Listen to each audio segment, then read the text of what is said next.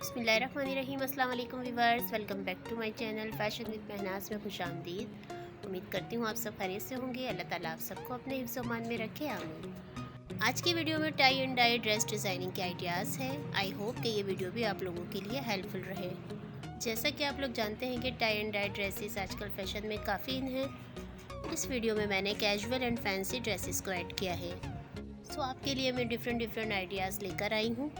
ये सारे शलवार कमीज़, like long shirt, short shirt and palazzo pant, tights and different style के designing ideas आपको इस वीडियो में देखने को मिलेंगे। अगर आपको कोई ड्रेस डिज़ाइन करवाना है या डाई करवाना है तो आपको इस वीडियो में बहुत अच्छे आइडियाज़ मिल जाएंगे।